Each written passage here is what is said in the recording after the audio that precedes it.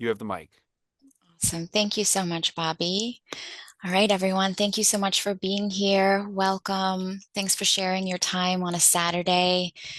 And DaeEss 1Dréa, I think you should do the honors and introduce yourself because I just love the way you speak. You're so confident. And please tell us a little about yourself.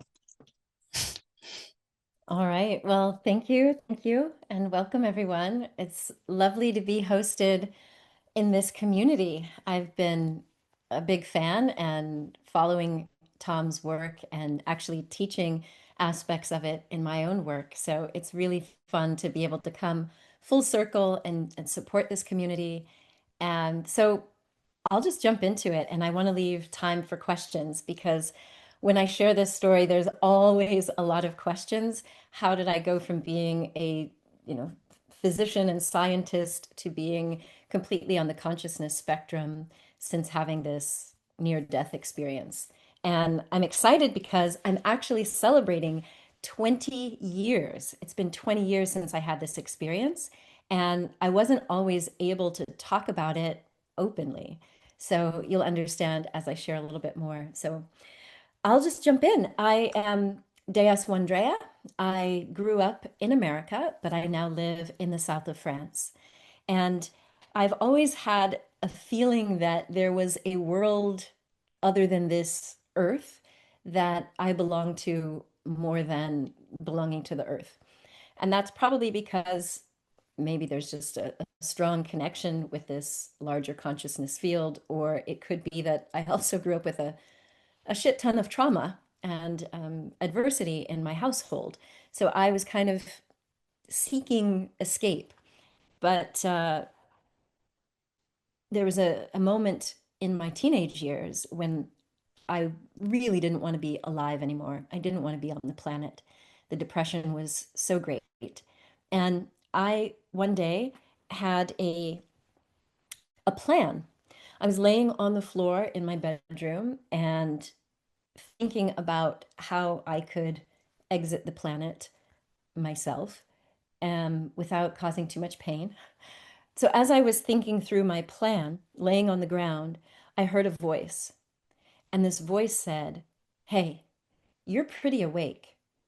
If you kill yourself, you might come back at a lower level. So hold on. You're going to get through this." Now, I didn't know any Hindus or Buddhists. Nobody in my family talked about reincarnation. That was kind of weird. But there was something about this voice, this presence that felt so right and so true that I believed it. And I decided, okay, I'm not going to take my own life. And I wish I could say my depression went away. It didn't. It lasted for many years, unfortunately, um, all through my 20s, my early 30s. I ended up going um, to university, and that was a time when I didn't have as much depression because I started pursuing things that I loved, like music and theater and television. And that gave me like this creative outlet. I've always felt that when I'm on stage or playing music or singing or dancing, that I get into that flow state and all parts of me feel like, okay, life is worth living. But when I left university and went to medical school, I once again fell into a depression because I had to study all the time and it felt like everyone knew more than me. So I was like constantly studying. And when that depression came back, I went to the student health and was first diagnosed with depression and tried antidepressants that just kind of left me feeling flat. Um, Tried some psychotherapy. It helped a little bit. But the main thing that helped me was playing piano. The student health doctor actually recommended that I play piano for 30 minutes a day. And at the time I was like, are you kidding? I don't have that much time. So I was like 30 minutes a week. And I started to play piano and it did help me get through. Then I went to Georgetown University Hospital in Washington, D.C., where I did my residency training. And once again, fell into depression because we were working 100 hours per week. Yes, I'm old enough that back in the day that was actually legal. Uh, Working 100 hours a week with sick kids in a sick system, I was depressed again. And so I took some time off from medicine and got swept up into a startup that was all about health information and health content. And from that job, I ended up being recruited by Discovery Health Channel. Discovery Channel had just launched their health network and they needed a doctor who understood TV and internet and medicine. And so I was like the perfect fit at the perfect time. For those of you into like MBT principles, it's like everything in the larger consciousness field like brought it all together, that synchronicity moment. And that helped me a lot because I was doing creative stuff, but I was on TV as their medical director and spokesperson. And at the time, I thought that that meant that I was going to be on TV and hosting documentaries and stuff. But the head of production told me that I looked too young. He said, "No one's going to believe you're a doctor." So for the first year, I wasn't on TV. I was just recruiting doctors and working on content and overseeing scripts. And I had this fantasy that I'm like just going to leave. I'm just going to go to New York and just become an artist full time. But things happened that prevented me from going to New York full time. I went part time, and then a new president came into the Discovery Network, and that's when I started on TV. So I became the spokesperson, hosted my own show, and became the anchor of the Discovery Health News. At that time, this was like 2002, at that time, every household in America that had cable TV had Discovery Health Channel. This was just about 80 million homes at that time, 87 million. But if you can imagine, I was on TV like 3 times a day, sometimes more if my show was airing, and every day of the week. So pretty soon, people were starting to recognize me. I would walk around Washington, D.C. and Maryland, and people knew me. But the problem was, they thought that I was this TV version that they saw that was not who I am. It was very buttoned up and very perfectionistic. I had so much imposter syndrome that I allowed them to like shape me and mold me into this role until it got to a point where I was like feeling anxiety because I felt like a fraud. I had a wellness center that I opened where we were doing holistic healing. We had acupuncture. We even had a spa within the wellness center. And I was working with people with addiction and eating disorders and just finding out how this holistic, interdisciplinary approach really was helping people. And so I went to Discovery, like with studies and papers on nutrition and meditation and breath work, and they were not having it. They were like, that's really fringe. You need to go to California. Like, you're too woo-woo. And so I was really feeling constricted when I was on TV, but in my wellness center, I was discovering all this stuff. Well, that started creating just a conflict within me because I didn't feel like I was being honest. I was on TV telling people how to live healthy, but I was leaving out like really important parts of what I think is what leads to true healing. And so I got to a point in 2005. I had already published my first book. I had been on the Oprah show a couple of times, appearing on all these networks, and I could just feel the tension rising, rising, rising. And I had an opportunity in 2005 to come to the Mediterranean on a vacation. And at that time, we didn't have all these streaming services, so nobody in Europe had Discovery Health Channel, so nobody knew me. So I decided to come as Drea, the artist. And lo and behold, if you believe in what you call it manifestation, the law of attraction, or in MBT terms, like really nudging future probabilities with your intent, that's what I did. By just stating that, I was literally approached by people as if I was some superstar. And I know they couldn't know me. It was like wild. Even to the point where this girl on the plane flying into Paris, I could see this girl because she kept looking at me And I'm like, why is she looking at me? And at one point, after they served the meal, she kind of leaned forward and she handed me some ear pieces. And she's like, you need to listen to this. And I'm like, what? She's like, yeah, my boyfriend is a producer, and I think this song is for you. I'm like, how would this random stranger know that I am a singer? Like, it was wild. Like, so I got to the south of France and had this opportunity in Saint-Tropez to go to one of the chicest nightclubs. And someone there said, oh, you're a singer. I know the DJ. You can get up in the booth, you can sing. And I'm like, this is like a chance of a lifetime. So I'm up there and I'm singing my little jazzy thing. The crowd is like going wild. And I just felt like everyone was like so chic and so beautiful. It was like this whole vibe. And I just got completely caught up. It was in psychology what they call a peak experience, where I just felt like I was one with the music and the vibe and the flow. And it was the first time in my life that I actually felt loved just for me. I knew that they didn't know me, but I felt like they accepted me.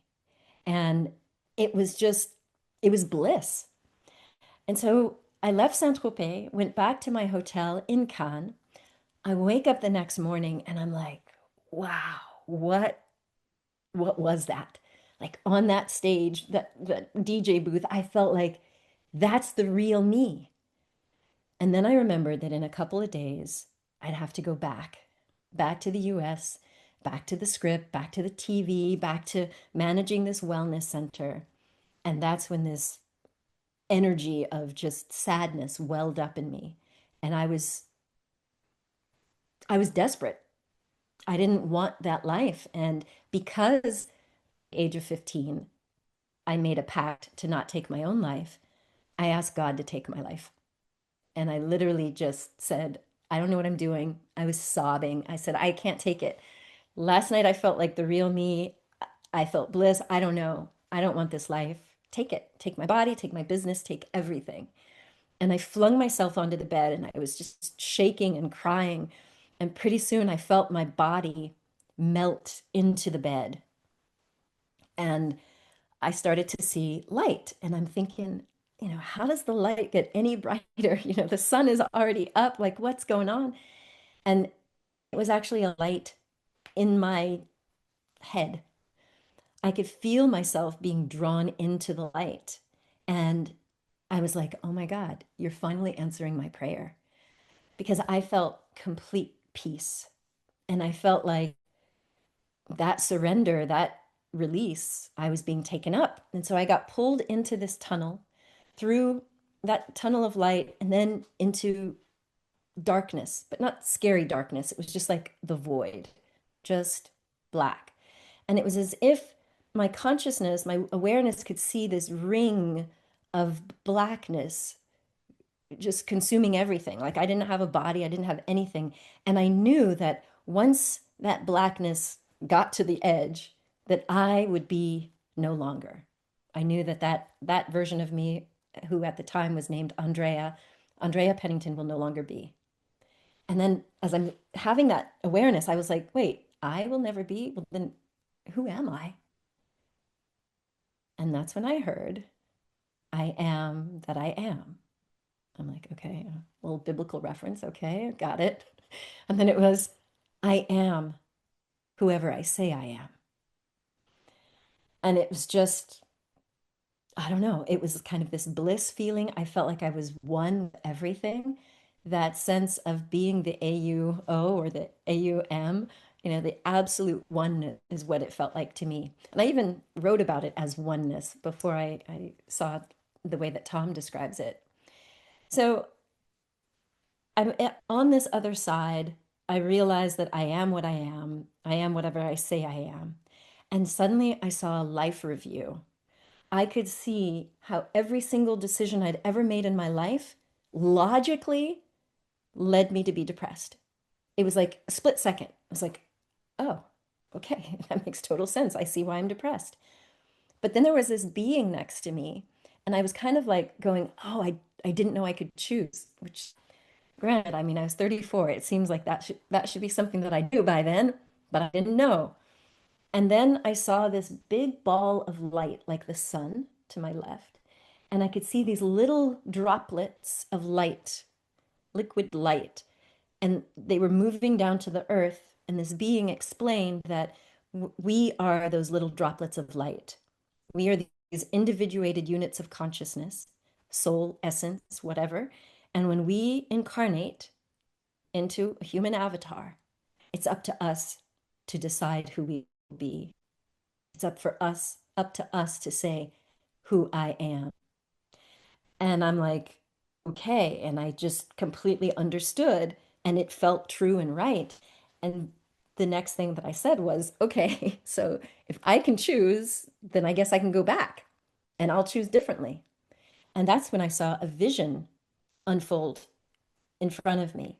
I saw myself walking hand in hand with a child along the French Riviera, the Croisette. And I knew that in this future vision, I was singing professionally. I'm like, ooh, that's cool. I was healing with my hands, which I was like, okay, really, God, you're going to make me like some woo-woo doctor? But everything else about the vision looked amazing, living in France and all of that. So I said yes. I said yes to that future vision, and I instantly was back in my body, back in that bed in Cannes. And I remember sitting up and like wiping the tears away, and the depression was gone. The anxiety was gone. The depression that I had lived with for more than 3 decades, gone. And I remember calling my COO, who was the one person that I could talk about woo-woo stuff with, and told him the whole story. And I was like, so I guess we're going to be making some changes in this wellness center because apparently I'm going to be pregnant and I'm going to be moving to France and doing music. So when I got back to the US, I ended up doing a lot of singing and performing. I met the father of my daughter, and within a couple of months, I was pregnant, and I knew that nothing would be the same. Now, I have to say this, I had never heard of anyone having a near-death experience without being under anesthesia or in shock or ill or in some sort of an accident. I'd never heard of people having this kind of classical near death with all those images. I've heard of people doing out of body or lucid dreaming, but never a full on NDE. So I started studying consciousness and neuroscience. I ended up going to Mexico for a while, met with curanderas, just studying these different cultures, because what I found is that our brain is actually wired for these experiences. Like there's some people with certain forms of epilepsy, or you can stimulate the brain and reproduce these classical NDEs. And then I was at a shamanic retreat in Sedona, Arizona, in the US, and the shaman was explaining that there are a lot of cultures that actually induce these kinds of experiences, kind of like as a rite of passage. So when a young person becomes an adolescent, or they get married, or they lose a child, or lose a family member, they go through certain rites of passage. There could be drumming, chanting, singing, whirling, could be the use of sacred plant medicines, psychedelic medicines. But he gave me this framework to understand that what I experienced is not weird. It wasn't super typical at that time. But because I had to go back into my life of being a TV personality, I didn't tell anyone because I was like, what are they going to think? They're going to think, I mean, if they thought I was woo-woo just because I opened a wellness center that did acupuncture, what are they going to think when they hear that I left my body and I no longer have depression? It ended up taking a few years for me to untangle from that media machine that was my life. And in 2010, I moved to the south of France.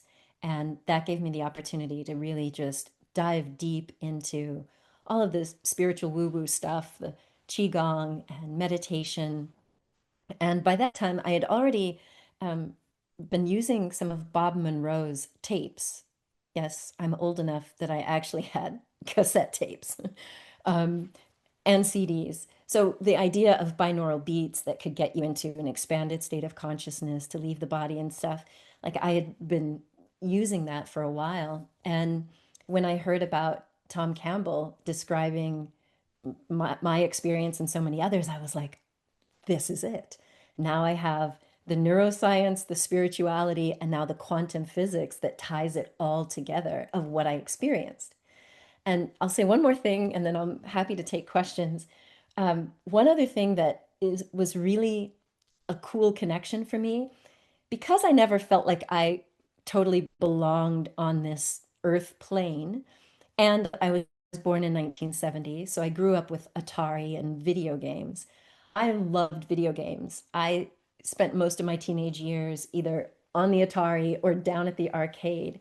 And when I came to understand who we are as droplets of God consciousness or individuated units of consciousness, and I understood that this human body is just an avatar, I'm like, oh, it's like when you drop a quarter into Ms. Pac-Man. I'm the player, and my avatar is Ms. Pac-Man. Like you're playing, eating the dots and getting chased by ghosts, and you don't take it personally. It's like that's part of the rule set. And it helped me reframe all of my life experiences, like the trauma and having all these inner child parts that were afraid of being seen or afraid of being authentic. And working through all of that through this consciousness lens really, really helped me. So that's like the short version. I can go on literally for hours. I'm shooting a documentary about some of my experiences and other people's experiences that have had a variety of awakenings, including Tom Campbell, who I'll be shooting with at the end of this month in Switzerland. So I'm open to questions, or I can, share a little bit more. Wow, Thanks for that was amazing. Thank you so much for sharing all of that. Um, I'm blown away. I need a minute. I need a minute to gather myself. Does anybody have any questions for 1Dréa at the moment? I don't see anything in the chat. Please Yeah, continue if that was fire. Wow. yeah. Uh, yeah, I have a question.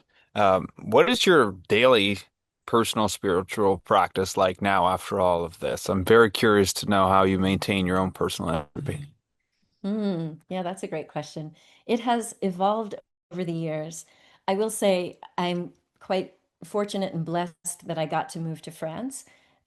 Originally, in 2010, the lifestyle in the south of France, it's not like Paris. Paris is kind of like New York, go, go. No, the South is super laid back. Like things didn't move fast. So I had a lot of time. I was just caring for my daughter, figuring out the school system. So I do meditation in the morning, qigong, then go for a run on the beach, and then get her from school. And that just continued for the first several years until I started building my consulting practice. And now, having built my business, which is all about helping people share their stories with the world through publishing and public speaking and personal branding. Um, I've tailored my life so that I only work Tuesday, Wednesday, Thursday. So I work 3 days a week and then I work 3 weeks out of the month because there was a time when here I got super busy and I was flying all over the place, giving talks and branding workshops and all of that, and got to a point where I was almost burnt out again. And I was like, no, no, no, I can't go into burnout. So now what I do is Monday is my creative day. So I don't work. I don't do podcasts or interviews. I work Tuesday through Thursday from 1 or 2 p.m. until 6. Friday is my wellness day, and then I don't work the weekend. So my mornings start between 5 and 6 a.m. And I start off with journaling, meditation, and chanting. I might actually do a full-on Buddhist sadhana. I joined the Buddhist path back in 2013 and stepped onto the Bodhisattva path. Um, so I usually spend between 5 and 6 a.m. to 9 a.m. in my spiritual hygiene. So from journaling and meditation and breath work and chanting. And then I have until 1 o'clock before I deal with the outside world, other than my dog and my husband. So now it really, Yeah, that's what I do. I just have this daily thing. And it could be that I bring in yoga and qigong. But for me, if I don't have those as my cornerstones of well-being, then I can feel myself, you know, drifting into like, I also have an ADD sort of brain in this avatar. So I have like shiny object syndrome. So I really have to like, schedule things in a way where I have lots of flexibility, but also kind of guide rails that allow me to get what I need for my well-being. So no, my heart did not stop, Chris. I didn't have a physical death. I had just an ego death. That surrendering my ego was when my consciousness decoupled from this 3D data stream, and I was united and one with the, absolute unbounded oneness. And what do I do now if and when depressive thoughts or feelings come back? I haven't had depression like that in the 20 years since I've had that NDE. I will say that I do have dark energies, dark feelings, especially this last year and a half with everything that's gone on from Ukraine to Gaza to some of my clients who lost their homes in California fires and now all of these ice raids. Like I'm super empathic and I don't watch the news, but just knowing and seeing what's happening in the world right now, I cry my eyes out. That's what I do. I mean, I allow space for grief, but I don't fall into depression like I did. I think that's also because once I just had this awareness that this is not me and this there is no death. I won't really die. I will leave this avatar and go on to the next. So I see in the chat, I had an OB, an out of body experience and depression that was the main theme of my life. And it went away since you volunteered to do this work for Tom. That's awesome. But you feel that you're on a plateau, very close to going right back into old habits. So the question is, how do I up my game? I don't want to hit rock bottom to spring up from that. Yeah, I get you. Rock bottom, been there, done that. You know what? It depends on your personality. Like I teach this now, and I always ask people to figure out what model of reality works for you. And I'll tell you one of the things that got me through a really challenging period just 6 months ago. We had moved house. I was going off to a country house to do a retreat to work on my next book. And the house that we rented turned out to be crap. And it was freezing cold. We couldn't find any other house at the time. And I was stuck there. And I was getting really edgy and irritable. And so I said, all right, I'm an old gamer. If I looked at this as a video game, also I'm a filmmaker, even if you think of it as a film, like, okay, we're in the Winter Forge in this house. Rather than taking it personally, I was like, what if I gave myself a mission that I want to embody the low entropy state of equanimity?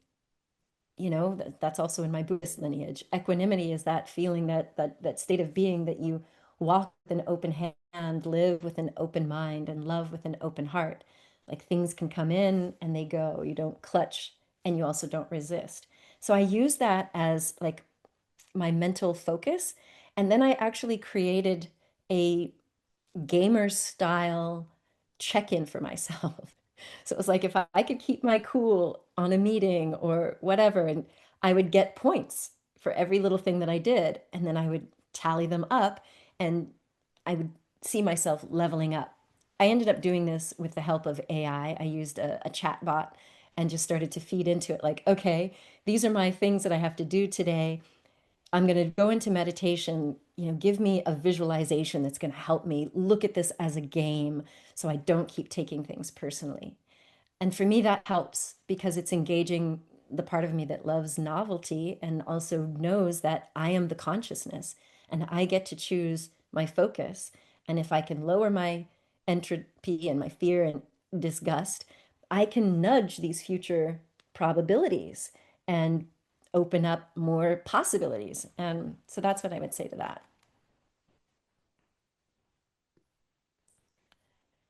So it's been a trip. I will say that I hear some.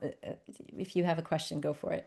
I was going to ask you to tell us a little about your books. Yeah, so my first book was in the United States when I was still at Discovery Channel. It was called The Pennington Plan: 5 Simple Steps for Achieving Vibrant Health, Emotional Well-Being, and Spiritual Growth. And then I didn't write for a while. I went kind of silent because there's just something about the United States media machine, very capitalist, very extractive, that irritated me.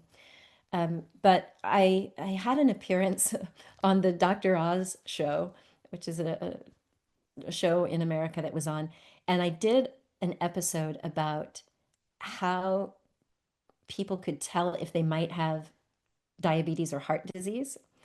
And one of the clues that not a lot of people are aware of is erectile dysfunction and an inability to experience orgasm. So I literally gave people an orgasm prescription, literally saying that they should have 3 orgasms a week. And if they don't, they need to investigate why. And that led me to publish this book, The Orgasm Prescription for Women. And I decided to not do the traditional publishing route because I didn't want anyone messing with it. So I created Make Your Mark Global, which is a boutique publishing agency. And we published that book so that I could have control of the voice, the tone, and the sensitive way that I wanted to bring in all of the holistic stuff. So in the last 10 years, we have published 20 books, including some of them that are my own, like the Real Self-Love Handbook. But then we also started helping other authors get published by sharing a chapter in group books. So the top 10 traits of highly resilient people. This is the cover of the second edition. We did 2 editions of that book, and Manifesting Love is another anthology where other people contributed along with myself.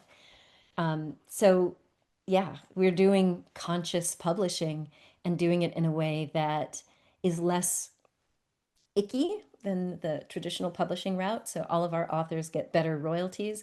And in 2026, we're actually helping people rewrite their financial destiny by creating platforms for building wealth, including publishing, that take out the billionaire middlemen like Amazon, Jeff Bezos, and giving the power to the people. So yeah, that's it. I love writing about spirituality. We've published a book. The last book that we did was called Sacred Medicine, and it was all about the psychedelic hero's journey. I didn't talk about that, but the last few years I've been exploring sacred plant medicines in different countries, and whatnot. Wonderful. Thank you so much for sharing. Yeah, go for it. All right, I have a question. You mentioned that you used to listen to the tapes of Bob Monroe. I was curious to know about your experience with binaural beats, brainwave entrainment, any potential altered states of consciousness or OOBE type experiences. Did you have any of those with that sound tech? Do you listen to sound tech anymore? And then maybe if you want, lean into some of your psychedelic situations, they align with the sound. Mm. So I didn't have so many out of body experiences with the Monroe stuff, but I would just get into really deep, deep meditations. I have kind of always been sort of clairsentient, and definitely clairaudient, hearing voices. And no, I'm not schizophrenic. I've been evaluated multiple times because voices are very prominent for me. Um, so I didn't have very much of the out of body experiences, but I could do remote viewing. And then when I started studying a certain form of Qigong, that's when I started having what you might call teleportation, some other out of body, well, literally being in 2 places at the same time. Like I can tell you stories about weird shit, including the healing, doing distance healing with this qigong. The type of qigong is called jineng. I'll type it in the chat. Someone just asked. Jineng qigong. I because I moved to France and I didn't want to work as a doctor, um, I was pretty much done with the doctoring thing. I heard Greg Braden in one of his conferences talking about a type of qigong where people go to this hospital in China because they have no other solution, and they were getting a miraculous healing. And I'm like, ooh, I want to learn this. And so I learned this qigong, not even realizing at the time, this was 2010 and 11, not even realizing that that's what was prophesied, if you will, in my NDE. Remember I said that I was healing with my hands? I didn't know what that meant. I didn't pursue it at all. But when Greg showed us this qigong thing, I was like, oh, okay, well, I know Tai Chi because I'm studied Chinese medicine, but I ended up having the ability to heal with my hands and also heal at a distance. Um, I do still listen to Tom Campbell's binaural beats. I do that almost every day, if not three to 4 days out of the week. I like those a lot because they really help me get back into that point consciousness. Like I literally visualize, some people go to Tom's Park. I recreate my NDE. I go back to that point consciousness where it was just dark, and I remember, okay, I am the individuated unit of consciousness.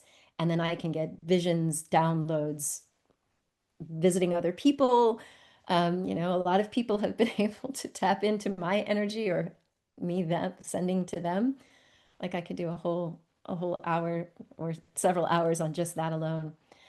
Um, so yeah, that's my thing on the binaural beats. The other thing I'll say is in 2019, in all this studying consciousness stuff, I found you may have heard of her, Judith Pennington, no relation to me, from Pennsylvania. She's been working with the Monroe Institute for decades, including taking EEG. It's called the mind mirror, this EEG apparatus, and studying people and seeing what their brain waves do. Because the person that created the mind mirror, the first generation, C. Maxwell Cade, he was a UK physicist, started studying yogis and mediums to understand what happens in the brains of psychics and hook them up to EEG.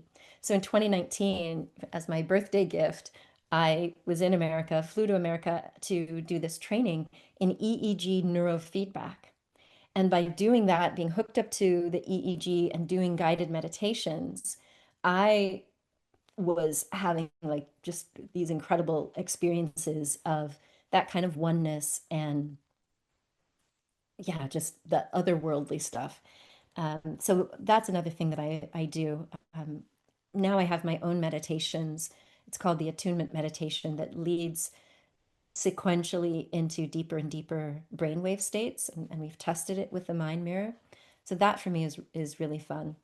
Um, and in terms of the sound, the connection I make with sound and psychedelics and the binaural beats, it's just when I was in that first shamanic experience way back in 2000, I don't know, five or so, six.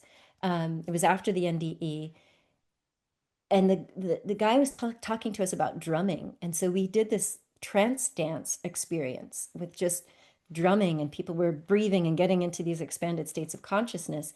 And I understood like the rhythmic beating, it changes our nervous system, right? And if you couple that with breathing, like Stan Grof's holotropic breath technique, there's many different forms of it, and of course the Hindus have been doing this forever. I was just fascinated by how we can get into these states at will, if you will.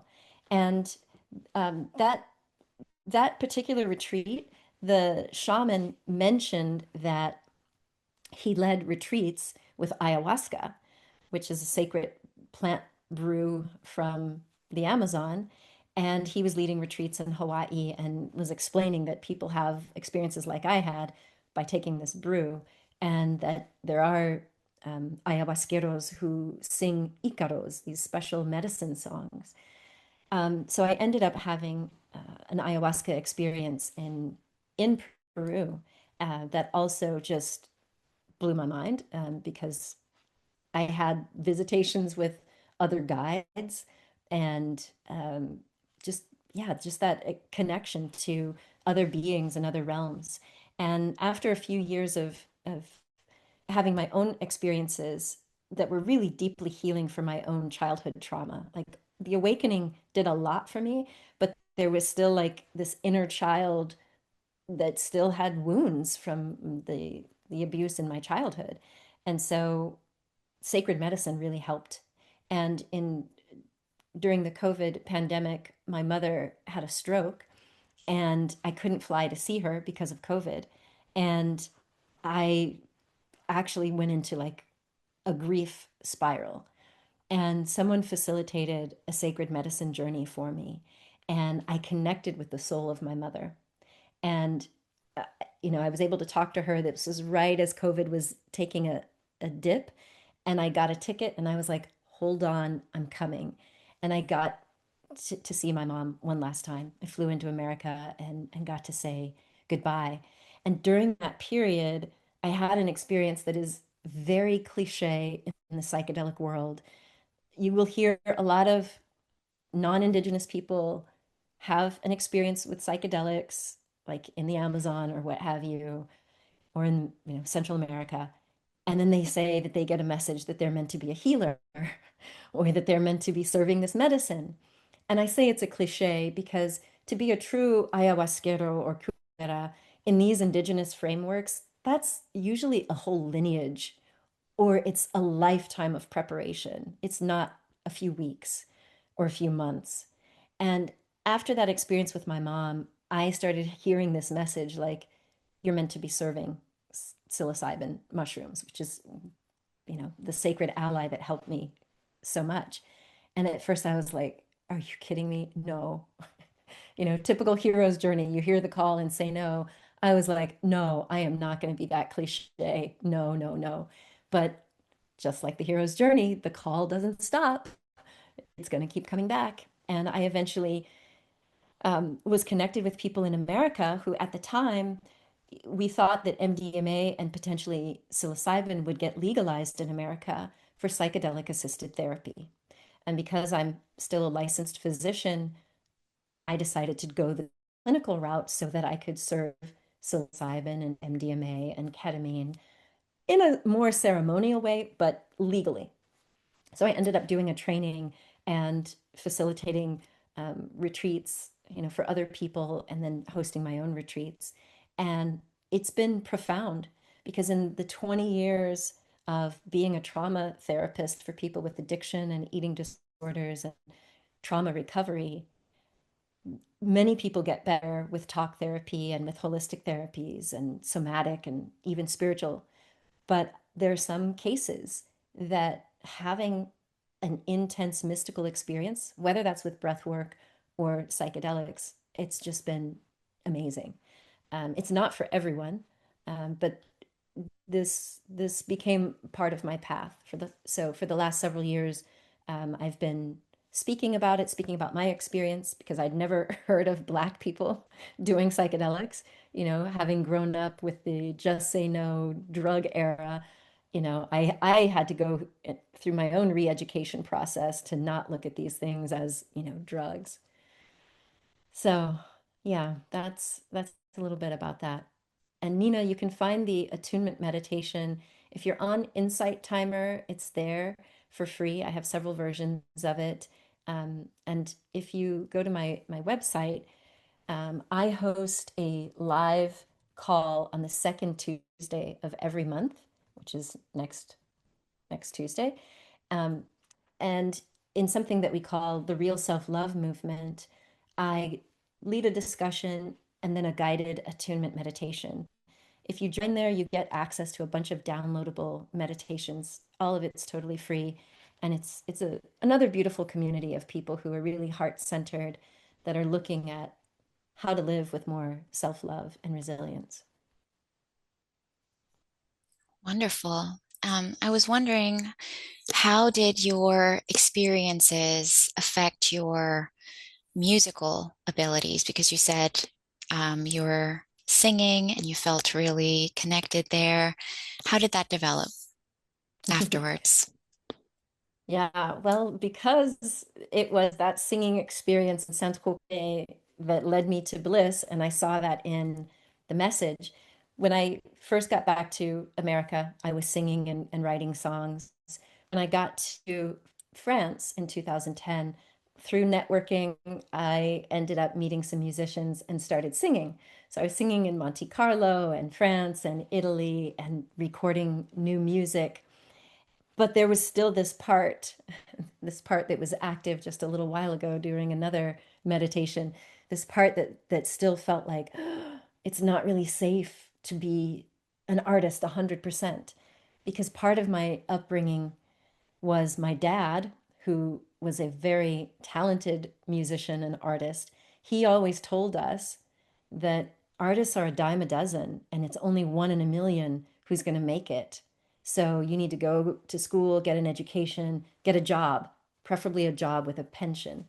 And so I never really felt safe to do it as my full-time calling. I could do it just enough to keep me happy on the side. I talked about this in my second TED Talk, that I just kind of did enough to keep me happy-ish or sane.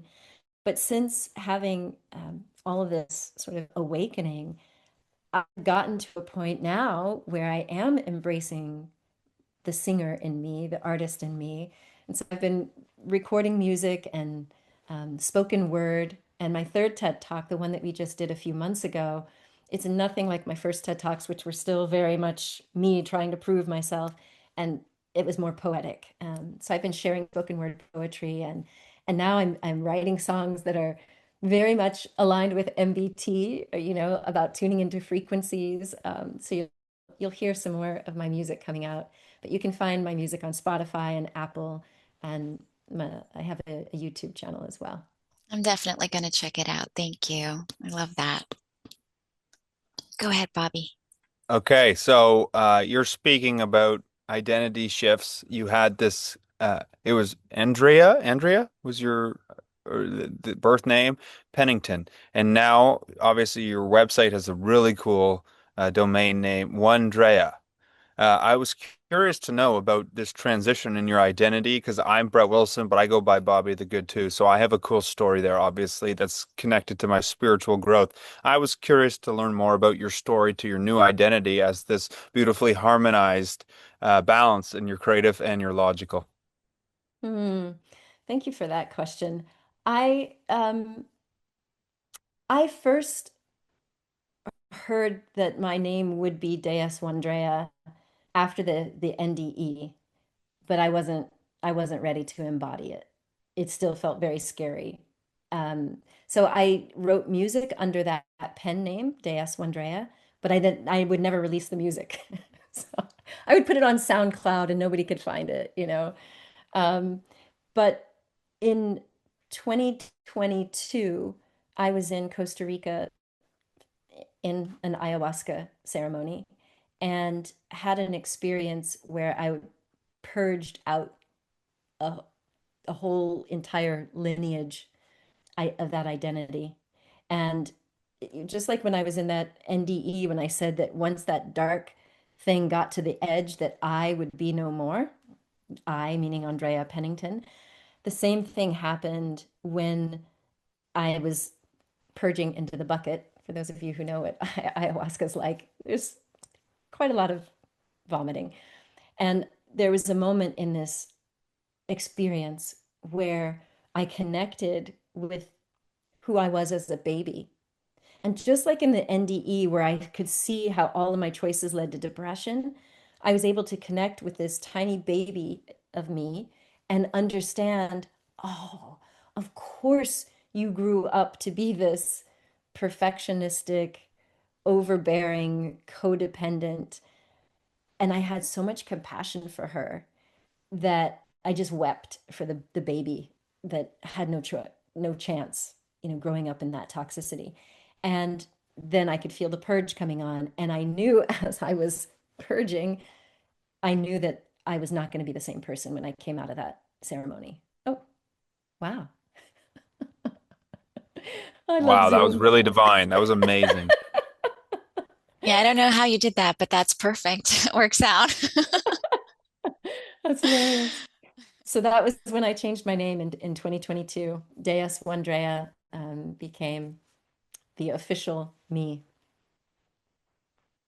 Fully embracing your true self. That's beautiful. Love that. Yeah.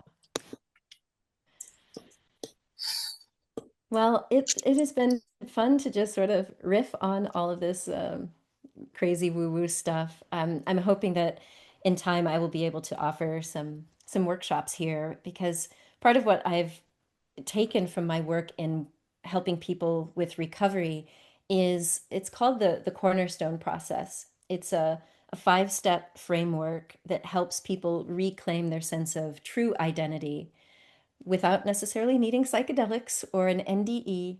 And it leads people step by step through a sense of reclaiming who they really are and being able to live authentically.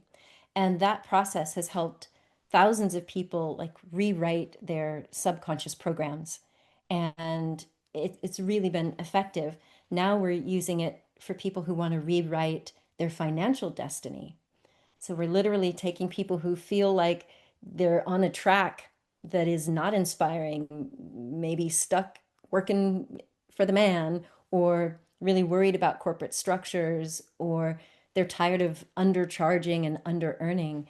And what I know from my work with trauma healing is that many of those money mindset challenges are linked to early traumas around money, whether you grew up in a family that told you that money's evil or the billionaires are evil or whatever. Like there's a lot that goes into that.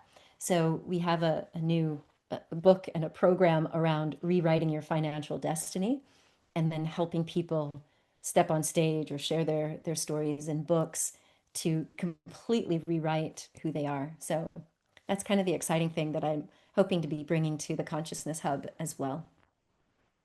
That sounds amazing. Some high vibe enlightenment, some support. Yeah, I can't Lovely. wait. I'm sure a lot of people would be interested in hearing that, the kind of material. Thank you so much.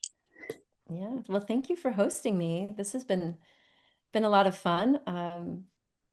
Yeah, if there are other questions, you all can feel free to message me. I'm in the Consciousness Hub, so I check that little app and would love to hear. I'm also working with Caroline on some conscious brand strategy and marketing for Consciousness Hub. So you'll be seeing more of my influence there because all of this branding experience I had in television and film has helped me build my business here in the south of France and then helping other people. So now I get to do that for Consciousness Hub, which is super cool. I love to hear that, and Caroline has shared that awareness. Yeah, and after having just heard your last hour here, I'm very excited to collab and get creative with you. Wow, what a story, what a talent. You have a lot to go in sharing your light. I can see it, but this is awesome you're here with us. So thank you for sharing your time and your energy with us, guys. How about that? Wow. Thank you Woo! so much. Amazing. Thank you. Yeah, it's been fun. Well, I Yeah. hope we can do this again because I know there's more stories to talk about in terms of synchronicity and just getting into stories that make us really understand we live in a game, right? So, yeah, I hope we can do this again. And I look forward to everything you're going to share with the hub. That was amazing. Awesome. Thanks so much. Yeah, would Okay, guys. love to tell the healing stories. But we have a global healing thing right, tonight, don't Oh, we? yeah, With the MBT MBT has something. events. Yeah, MBT Events is hosting something. I haven't been to one of those in a while, but if you do attend those, feel free to go to it. It should be on the hub. Yeah. Yeah. Do you go to those? Anyone go to those? I do. Yeah. Yeah. I've been to a few. I don't think I've been in a while, but I love that it's all in the hub now. So Yeah. yeah, that's good. And Yeah. movie master has been kind of fun to watch a Yeah. movie with everyone. It's kind of a That's the fun thing. original MBT community. They're the OGs. So yeah, I love to just be there and, enjoy it. So yeah. But yeah, I love it. Well, I guess we can just hang out. I have nowhere to go. So if anyone has any questions or anything to say, I'll be hanging out. Yeah. Yeah, thanks so much for being here. I have a Hmm. few minutes as well. I'll stick around in case anyone has a question. So, what's your next professional spiritual gig. You said you're interviewing with Tom. Do you want to expand on any of that about what's coming on, coming up? Sure. So, as I shared, like with this whole out of body thing and finding out that many different people have had experiences, I decided to do a documentary about my experience. And I'm also telling the story of four other people who only one of them had psychedelics involved in her story, but somebody who survived suicide, and another woman who escaped her abusive family. And each of their stories is so compelling that I wanted it in a documentary. And I reached out to interview Tom because it ties it all nicely together when you recognize that everything is consciousness. Consciousness is fundamental. We live in a simulation. We're in these avatars. You know, you're born with what you got. You can make some improvements on them, but most importantly, we have to work on the quality of our consciousness. So I'm doing that shoot with Tom when we're in Switzerland for the event, the meet and greet, and excited about that because I feel like telling the consciousness story through different people's experience will be helpful. Um, and yeah, you know, looking for new authors for, well, I will share it with you. We published this book called Time to Rise, which had 29 stories of people who have overcome things and wanted their story to inspire others. And so we're doing the second edition of that. So that's one of my other, as you say, professional gigs coming up, is inviting authors through a storytelling workshop called Stories with Soul, where we use the hero's journey, the heroine's journey, to really pull out a signature story and share it in a book. Other people have used their stories on TED Talks and workshops. So I want to help get more stories out there, of healing, of recovery, of even the spiritual woo-woo stuff, because, you know, it's like Tom says, like we call it paranormal, like it's something weird, but it's actually just normal. These are normal experiences and capacities that we have in this human avatar according to this 3D rule set, right?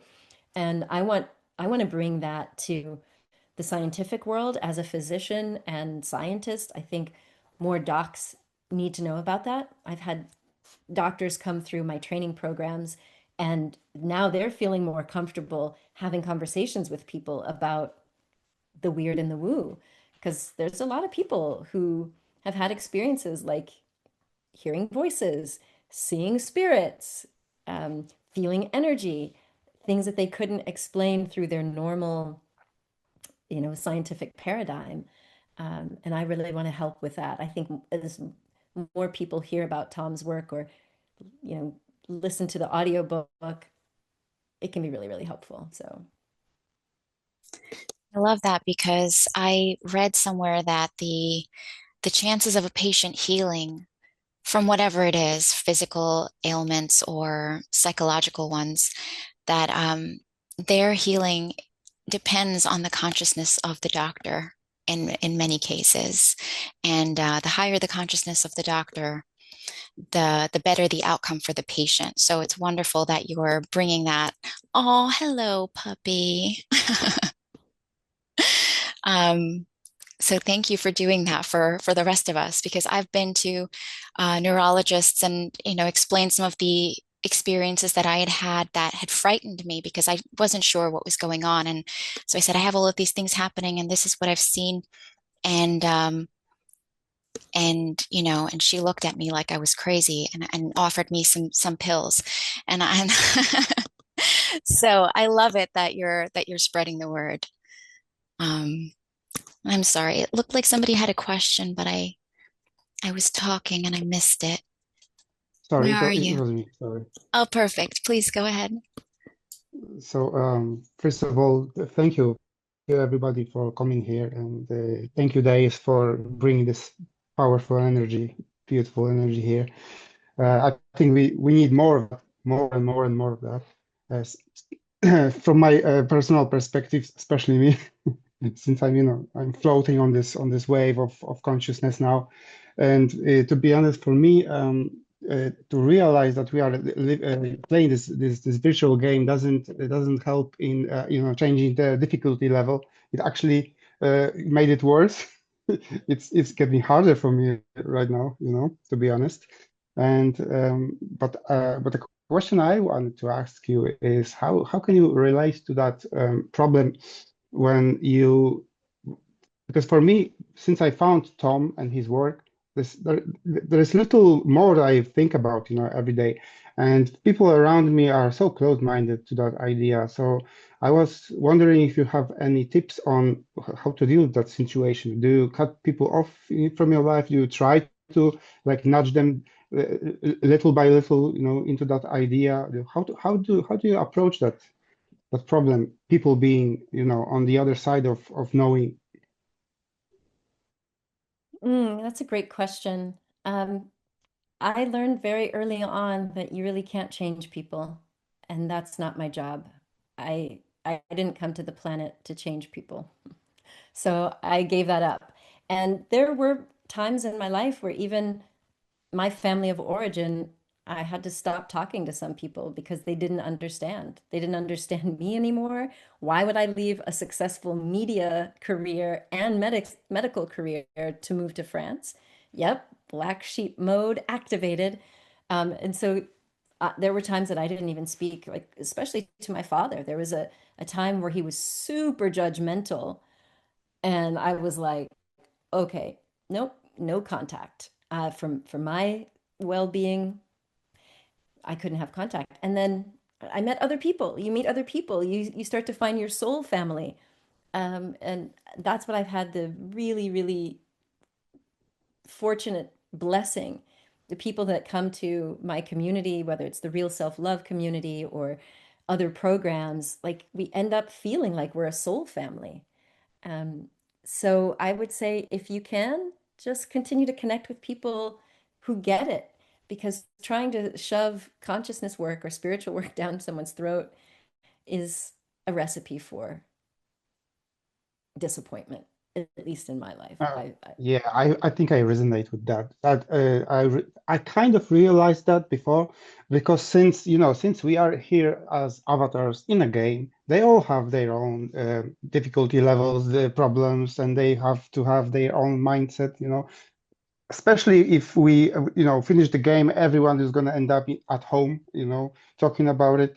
But so I suppose you're correct. We all have to have our own path to go, and not necessarily to drag everybody else with us.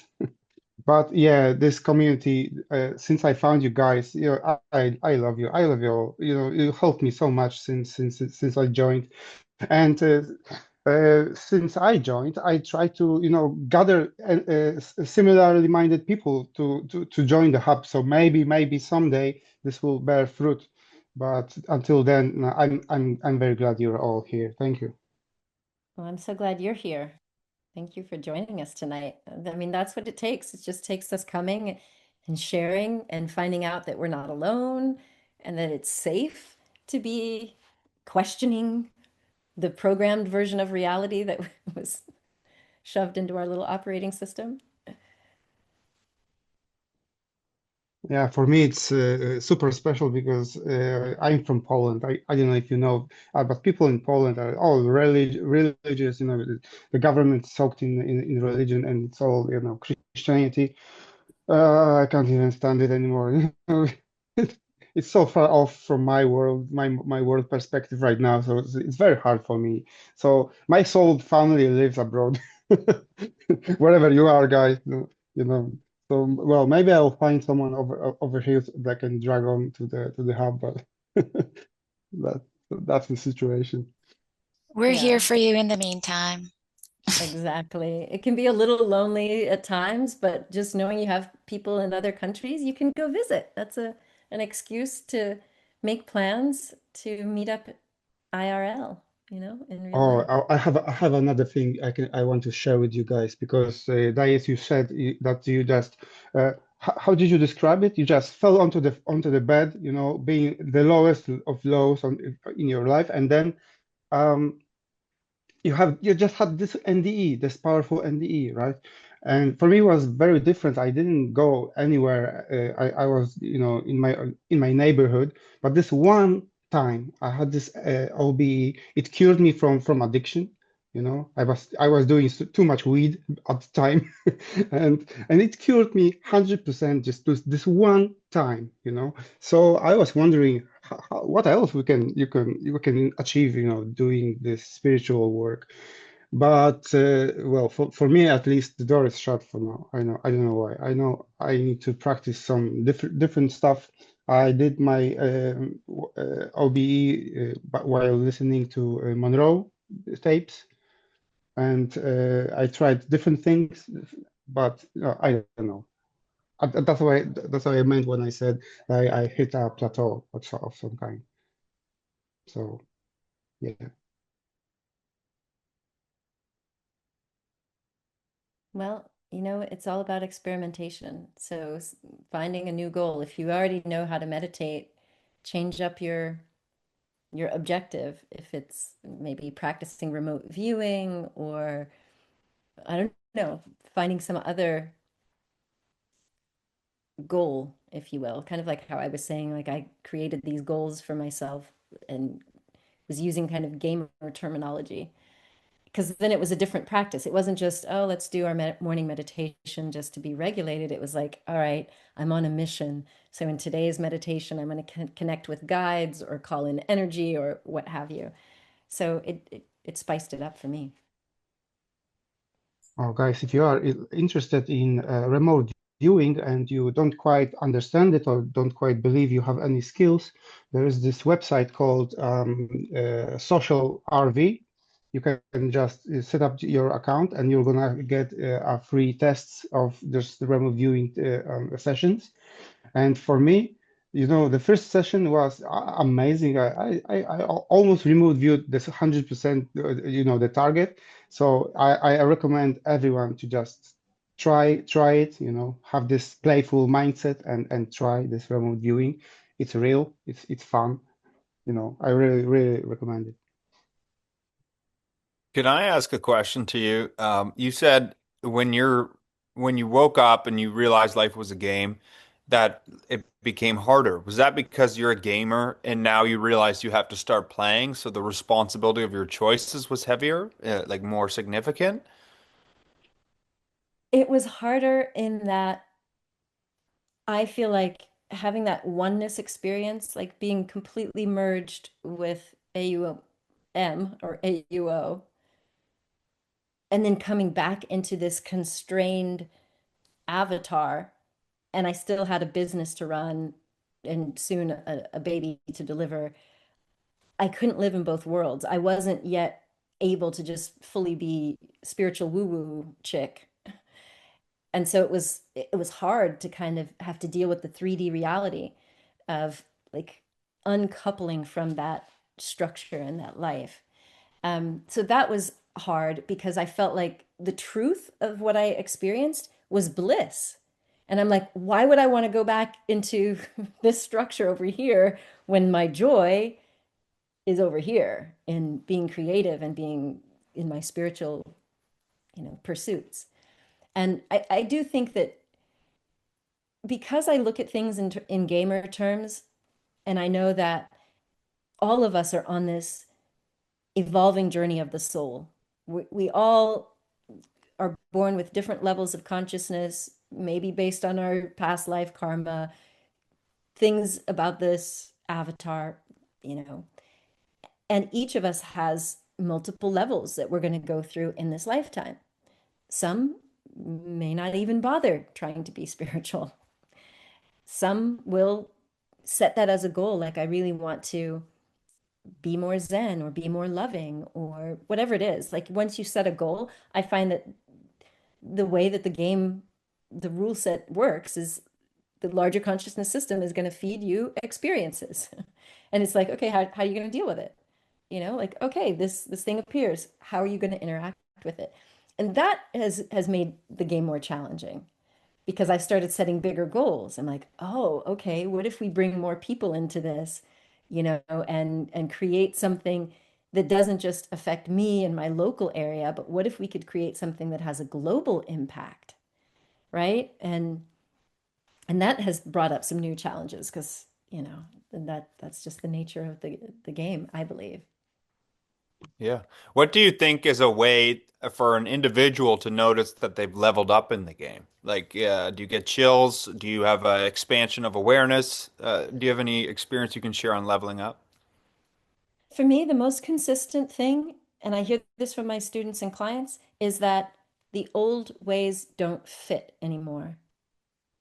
It's like they know how to do it. Like I know how to be that version of me, but there's something about it that it just doesn't fit. It's not a right fit. Like they've outgrown it or they've just moved on to a new level. So that's the most consistent thing. It's like, oh, why am I doing this? This doesn't even fit me anymore. This is not where it's at. Super cool. And one last note on this gamer topic, because this is so fun, and this is the whole point of this, right? We live in a virtual game here to evolve our consciousness. Um, what is a quest you could send our audience who's still here? What is a quest we could send them on in like a game level to help them go level up? What is one thing you could advise?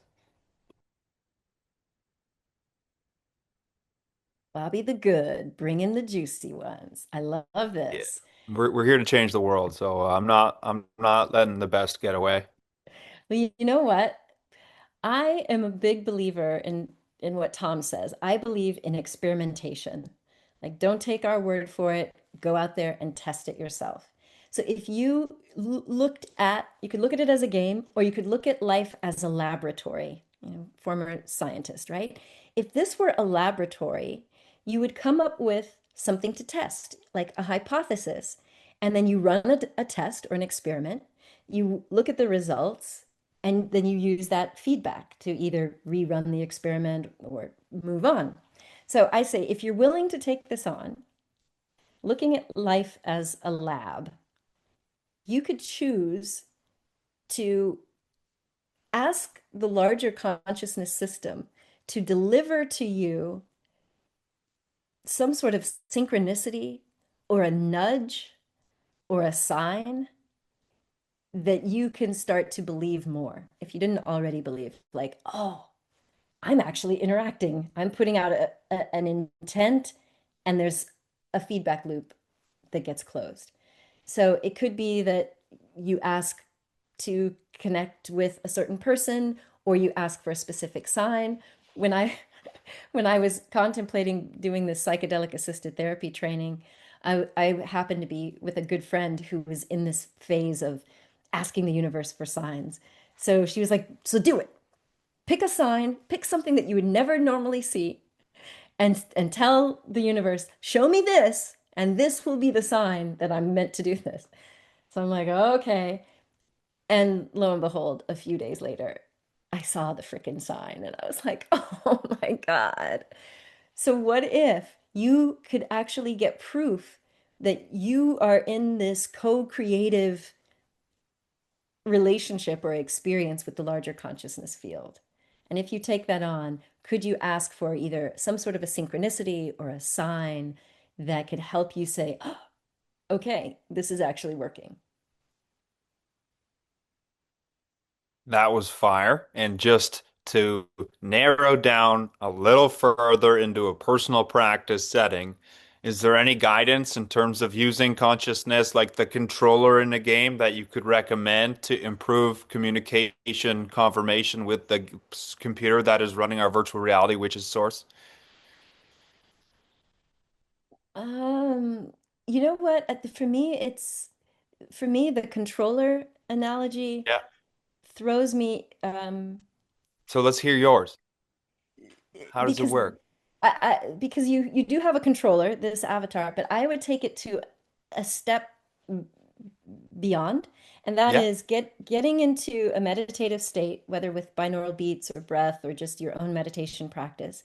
See if you can Perfect. get to that zero state of consciousness, and then engage the imagination. So, like Tom talks about a lot, I talk about visualization and sensualization, which is something I learned from that EEG technique. And what it is you get to that point consciousness, and then you imagine that you can see the field. And like I like the matrix, so I like imagining it sort of matrixy, right? And then you project your imagination into, okay, imagine yourself getting that sign. If it was tied to a specific person, I mean, you're going to be nudging the probability this way, right? So if you got into that point consciousness and you're like, "Ooh, I really want to have a conversation with Kelly," and I'm imagining sending out into the field wherever she is, like this little message. I might even imagine that it's tied to a balloon and it floats over to where she's at or what have you, right? And then you let it go. And I always can say, like, however this message is best delivered, you handle the details, like you, the universe, handle the details.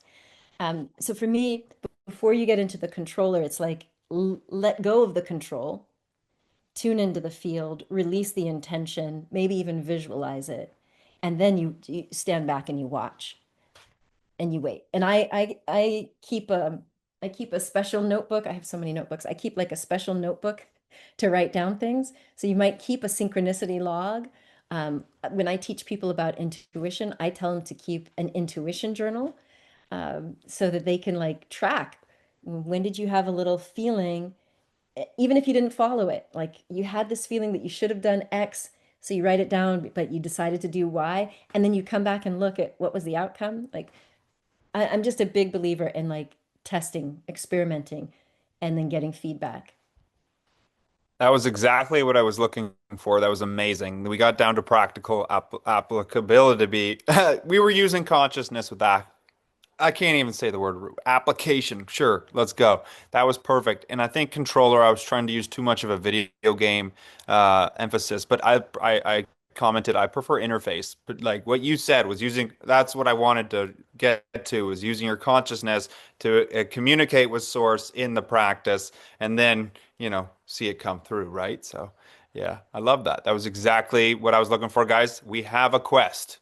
So let's take it. And where can our audience share their results? Where's a Oh, good place? I would say share it in the hub, share it in the consciousness hub. Maybe we can create a thread over there. Maybe there's already one. Like I don't know all of the various conversations in the hub, It's but okay. maybe I think you've maybe nailed it. Post on the hub, guys. Go out, try this quest, and share your experience because that was great. That was perfect. That was how you play the game. So that was on point. So yeah, love it. So Thank you very much. inspiring.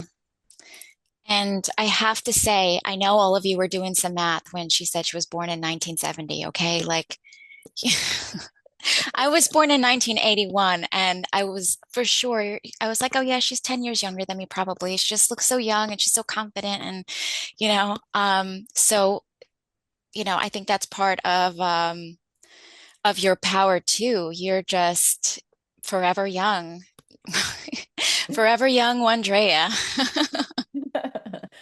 well, yeah, I'm 54, going to be 55 next month.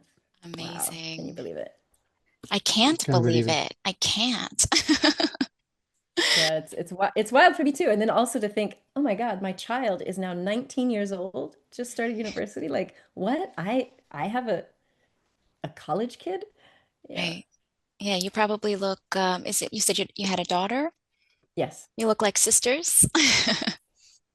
Mm, Little Some bit. some people might say that. Yeah. Yeah, yeah, you're Yeah. being modest. So, Um, so Anna, I see that you wrote in the chat, that you're experiencing synchronicities around psilocybin in mushrooms. You have access since you live in Canada and know people who've awakened after using psychedelics. But also, you have friends who are hippies. They're open to other realities, but they no longer meditate without marijuana, which is also legal. And with cannabis, even walking down the street feels like being in a fairy tale land. How can I avoid getting pulled into that? It's more interesting and easier, but I'm afraid I might choose the easy path and stop meditating without substances because I've already met people like that. And when we talk, I don't feel their full presence here. Ooh, I am so with you on that. That's a great question. I believe that cannabis is also a sacred plant medicine when used consciously, but there are also so many different strains. And some of the strains can be very dulling. They can even make people, kind of what they call stupid, like kind of dull. And I've also seen many people become dependent on them, like you're saying, to get into a meditative state or what have you. And I would say it's about having a relationship. If you can have a relationship that is respectful of the plant as an ally and not a complete crutch, or not, you know, you're dependent on it. And the key there is also noticing, can you do it and then leave it alone? Is there this dependence where you're like, oh, I've got to have it just to get into that meditative state? Um, so with that's what I'd say about cannabis.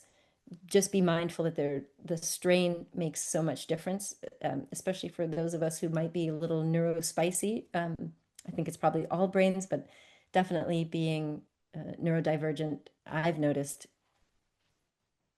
I have to be very careful with cannabis. But with psilocybin mushrooms, there's less of the likelihood that you'll become dependent. It doesn't hit the same brain pathways and neurotransmitters as cannabis, but it is something that I also advocate for you having a relationship with. So if you felt like this plant was something, or in this case, mycelial fungi, it was something that you wanted to have a connection with, doing that consciously is a possibility. But if you ever found that you were hanging out with people who were just doing it recreationally or using it as a crutch, I would avoid that, because it does matter the set and setting and the people who are around you, and the way you approach it affects the way that it's going to interact in your system. Great Thank you so advice. much. Thank you. Yeah, I was going to say that's kind of relatable to everything. If an individual is not doing their inner work, whether it's, you know, they're using alcohol, like some people I know don't use pot but use alcohol, or some people use pot but don't use alcohol. Here in Canada, pot is everywhere. It's on every single corner, discount pot stores. So like it's difficult to not be around it here. But yeah, it really is. What is your relationship with it? At the Psy Games, everyone wanted to be like, you know, they didn't want everyone to know maybe they were doing a vape or they were smoking a cigarette. They all were like, oh, we're with the best of the best psychic people. But when you got down to it, it's like, okay, you're making a choice. But if you're trying to be a better person, then your vibe's going to be good. You can be around that person. But if they're not making good choices and they're using substance as a crutch, you know, you may want to have energetic boundaries, right? So, yeah, for sure. Yeah, and it's true. There are some people that you can tell that they're just not there. And those are the kind of people you don't want to be hanging out with. And because we're meant to be present. We're here to to wake up and learn how to use this avatar. Going back to the controller thing, it's like, how can I best use this avatar that I was given? And which means everything that you put into the avatar's interface, whether that's food, clean water, or are you just doing all caffeine, substances, breath, air, you know, people, media, like all of your consumption affects the avatar. And each of us may have different sensitivities. But if you're noticing that you're using a substance and it's dulling you, or it's not helping you like elevate your potential, I mean, to use a really fantastical concept, I mean, that's for me, that's what my work is about, is it's about helping people reach the next level of their potential so that they have a sense of mastery, not dependent on a person, a guru, or a substance. So the intentionality with which you bring to plants, substances, and other things makes a big difference. And Tom would say even sugar. Oh yeah, I've been hearing a lot of him saying, you know, cut the sugar, cut the sugar, cut the sugar. And it's true. I mean, I remember him saying this, you know, that the crashes and the spikes. This is, you know, kind of going back to my doctor days, that's what I talked about on the Oprah show. You know, it's just that we have to be mindful of what the impact is. Because if you're having a crash, you know, Tom talks about it as, you know, you won't have the higher quality meditations. You know, you might fall asleep in your meditation, or you might just go sort of not improving the quality. So if you can keep your blood sugar steady and you're feeling good, and couple that with breath work or walking in nature or getting some sort of exercise, all most people can find their combination of things that work well for your avatar that help you be your best. Yeah, that was fire. Do you do you have like a specific diet or anything you use to be high vibe? I am vegan. For me, eating animals doesn't work for me. Um, I don't push that on anyone, but that's me. And being a doctor and working in um, weight loss recovery, I eat really clean. And, and that's been, I don't know, I guess 24 years. I used to be a junk food junkie and ate candy all the time. The first time I was on TV in America, I was on our public TV station and I was talking about nutrition. And my brother literally called up and he was like, I'm going to tell him that you were just here eating Domino's pizza and Twizzlers and Skittles. And that was the beginning of my career as a doctor. And yeah, I don't eat the same way. I mean, I have treats from time to time, but I eat a plant-based diet because it works for me ethically. I don't I don't want to take the life of any Yeah, I being. haven't eaten a lot of meat in a while, and I'm feeling very high vibe. And I know Michelle recently in her awakening journey could just was her body forced her away from meat, right? Yeah, it started tasting decomposed, and I would still try to eat it because I was cooking it for my kids because they refused to eat things that don't have meat in them, because they're kids. And and I was trying to eat the same food anyway, just to be, part of the family. And I just wasn't able to digest it anymore. So now, no alcohol, no caffeine, no meat or seafood or anything. And I was eating a little bit of cheese, but now that's going away too because the cheese is starting to taste too meaty in a weird way. Like, um, yeah, I'm starting to like taste the animal, a live animal. I tried to eat something that was made with sheep's milk, and I felt like I was in the barn with the sheep in the straw. I felt like I was like putting the straw from the barn in my mouth, and that was not nice. So my body has just decided, and I've finally accepted after about a year of this that I guess I'm a vegetarian and going vegan at some point. But it was something really difficult for me to accept. Have you heard the story of Tom? And he's vegan, well-known vegan, and but he is polite and will eat what's given to him. And so one morning he got eggs from like a farmer's market. He ate the eggs at someone's house, and then he's like, "Oh man, I don't know whose chickens were those, but they had a lot of anxiety." So he doesn't eat animals because he can pick up on the animal's anxiety, right? So wild. Oh, wow, that's A doorway to amazing. the future. He just had cucumbers everywhere he went. Just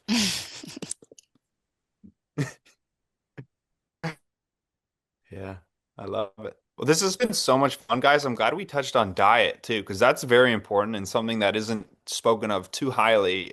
It's not a priority in the MBT community, but it's important to speak about. So yeah, I'm happy we got to this point too. What a journey this has been. Wow. Yeah. Hmm. Well, Yeah. thank you all for being here. I've had a good time.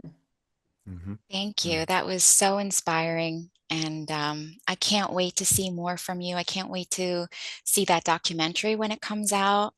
I'm definitely going to check out your music and your books.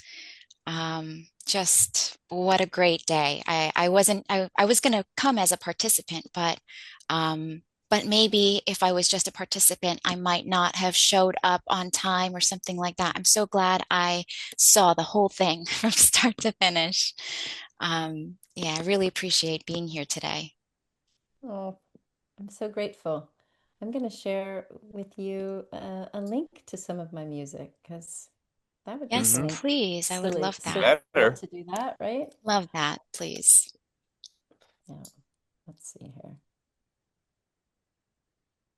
Pull it up Anna, here. you're asking you'd like a recording and transcripts of this call. We are recording it, and it's up to you, DaeEss, how you'd like to share. But we can just upload this call to the Consciousness Hub YouTube, and we can share transcript if that's cool. Oh, sure. Yeah. Sure. It's up to you. Or you can have the file and upload it to your YouTube and then share it if you'd like. It's up Uh, Either way is fine. I mean, yeah, definitely share it on the hubs. the hubs. The hub, Yeah. the Okay. love hub. I'm trying to be quick about finding all of these links, so I'm just going to dump. Oh, it's okay. Take your time. We're all patient here. Just Yeah. yeah. Yeah. Okay.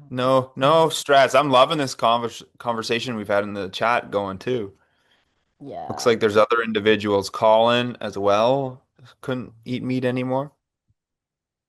Um, yeah, Colin, very did it cool. start tasting weird for you, or did you start feeling that you couldn't digest it anymore? There weren't any weird feelings. I just it wasn't even a thought anymore that that I want to put it in my mouth exactly because it comes from animals or something. I think about just couldn't think about eating it. That's all. I haven't touched it for a couple of years already. Same with alcohol. I've never really drunk in any large amounts, but I did go to Peru. I had some experience with ayahuasca, and then the very next day. I tried their local beverage, pisco sour, which has some alcohol in it. I just took a sip and I saw how even just this little sip goes to my liver, how it starts destroying it, how it goes down to my kidneys, starts destroying them, goes up to my brain. It has some negative impact, and I haven't touched a single drop of alcohol since then. So yeah, no alcohol, no meat, and I'm also not really drinking coffee anymore. Wow, You're better than thanks. me. Yeah, thanks for sharing, Colin. That's pretty crazy. Yeah, I stopped drinking alcohol because it just depressed me. It was such a strong depressant. So, um, Such a downer. Maybe I'll like do a tequila at a wedding, but I'll maybe take a little sip of poison 2 or 3 times, maybe 4 times a year, but that's it. It's such a downer. Such a downer. I As noticed soon as that you some, sip, sorry, go on. oh no, go ahead, Bobby. No, you go. I was gonna just talk about alcohol. It's not important. Oh, I was going to say, I noticed that when certain stresses in my life resolved, that I didn't think about alcohol anymore. And I realized at that point that I had been using alcohol to help me get through stressful times. And that once the stress was gone, I didn't think about it anymore. I didn't want it anymore. But then eventually it did come to the point where I said, oh, I'll have a sip. It's probably okay to just have a little red wine, but just a single sip. I could feel it, just as Colin said, like I could feel that sips, where it went in my stomach and it hurt. And yeah, so since then, that's it. yeah, I mean, don't you find that you hear this a lot that the more we meditate, the more we're on this spiritual journey, we do get more sensitive. And that could be a good or a bad thing, but you pick up on things in the body. I had one of our clients who came through our program when I was in my wellness center, and she said, "Wow, all of this breath work and meditation, like she at first was really against it, but after coming through the program, she called me up and she was like, I think I've identified a cancer in my body. Is that even possible?" And I'm like, well, maybe, you know, you should go get it checked. And she ended up going to a gastroenterologist. She was scoped and she did have cancer. Well, she had a polyp that they removed that looked like it was precancerous. And she was like, how is it that I could feel that? I'm like, well, now you're more tuned into your body. And like you were saying, when she was stressed, she would eat. That was how she would comfort herself. So when the stress started to go away and she's like eating better and tuning into her body, wow, the sensitivity was there. So I thought that was pretty amazing. Definitely. That's really amazing that she was able to feel that in herself. Very cool. Well, my friends, it's 20 minutes to 9, and I should probably turn off the bright lights and start winding down so that my brain can Yeah. calm down. Let's get those blue lights off of you and yeah, so you can wind down. I love that. Well, thank you so much, Michelle. You did a great job hosting this. I'll let you close out if you'd like. Aw, thank you Woohoo! so much, Bobby. Thanks for being here with me to give me moral support and to help me out. 1Dréa, you were amazing. Thank you so much. I look forward to hearing so much more from you. I feel like we can all learn a lot from your experience. I'm pretty early on in my journey, so I'm looking for these kinds of stories to help me feel strong enough to keep going, you know? So thank you very much for being here. Thank you, everyone who's listening. It was amazing being on this call with all of you. I definitely feel all your vibes, and they're fantastic. So I hope you have an amazing weekend. Happy Thanksgiving to all of our Canadian friends. All right, thank you so much. I love Woo! you I all. got some I got some turkey to go eat, so I'm really excited. Yeah. Oh, wait, no, we were just talking about animals. No, you're doing it with your family. It's part of the celebration. It's that's I don't know. I just defaulted to that though, right? I'm not gonna go eat tofurkey, but yeah, I'm gonna go enjoy my family. enjoy your Yeah. family, share the meal. It's all good. I might not eat the turkey, guys. I'll let you know. Right. Okay. As All soon as I right. said that, I was like, "Ooh, I'm kind of gross," but like, I did feel like, the cozy Thanksgiving vibes. But Yeah. yeah, I'm gonna go eat some apple crisp because I love oatmeal and apples, and this season it's so good. But Nice. that's a little bit of sugar, but yeah, Yeah. I'll live. That's it'll be Hmm. worthwhile. It's in the intent, right? It's in the intent. We were even making jokes. Linda, who's an MBT long timer, she won't hide that she smokes. And I was making a joke. I was like, with the right intent, each cigarette's plus 10 minutes. So, um, you're right. We got to take it light. But this has been a treat. Wow. Thank you guys. Yeah, Thanks thank so much. you. Bye, Take everyone. care. See you next time. Bye.